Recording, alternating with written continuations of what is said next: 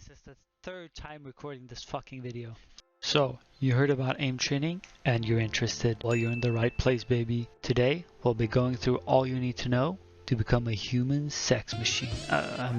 Aimbot. There's lots of different aim trainers out there. Knowing the differences can be time consuming. Personally, there's three I'd only really recommend. Kovaaks has the most scenarios, playlists, and gets updated frequently. Overall, my personal choice. Drawback, it costs $10, but is a worthy investment into your aim training, and it doesn't have a built-in rank system just yet.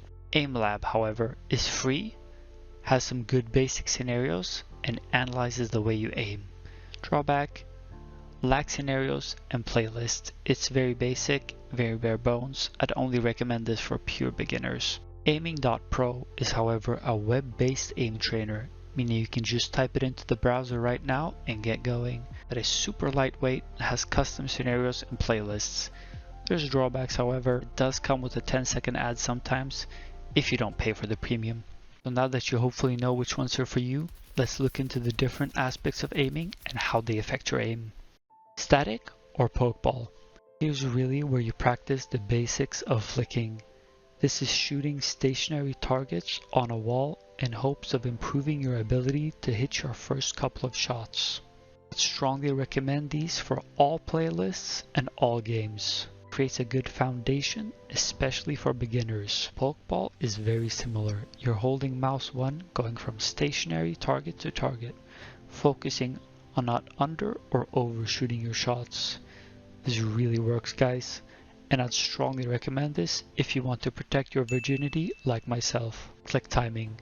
Where most people get confused, this is similar to static, but the targets are moving. So is it more realistic? Yes and no. Where static is for improving your overall mouse control and flicking, click timing is just the way it sounds, improves your ability to adjust your mouse to one click your opponent. Basically, it's about timing.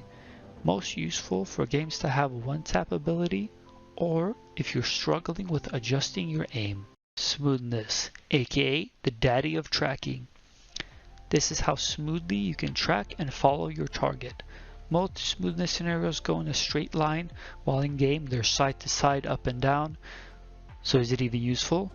Yes. It's meant to help adjust your aim during tracking, to keep it smoothly on target. The easiest way to explain how it helps is that it glues your aim to your target.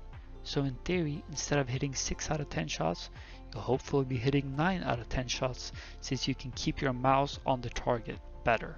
Reactivity.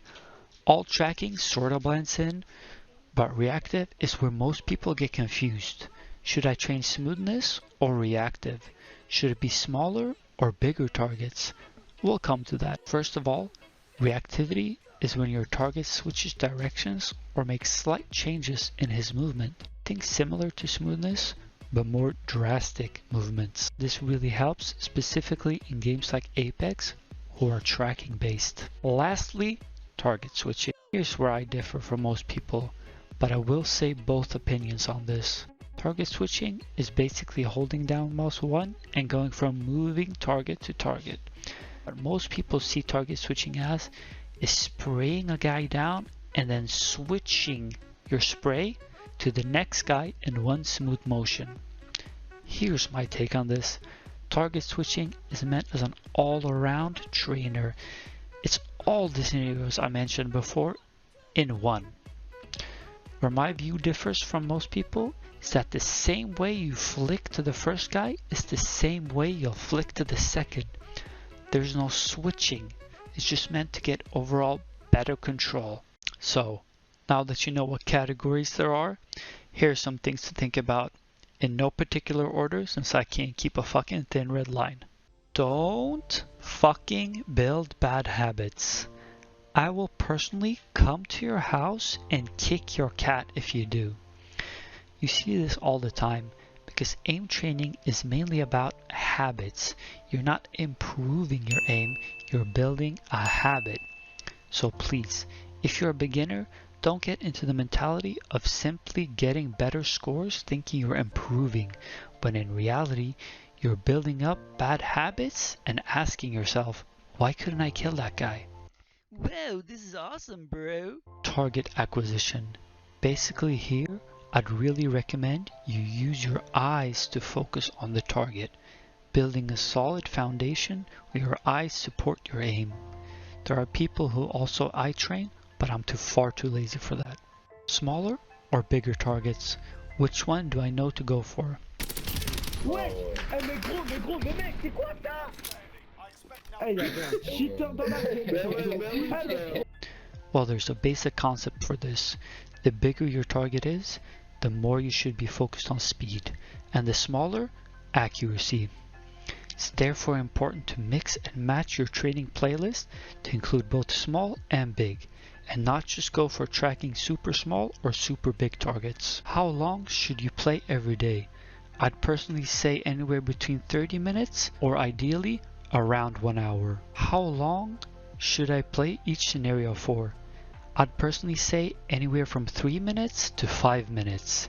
There's also another method where you practice each scenario one time, have more or similar scenarios underneath.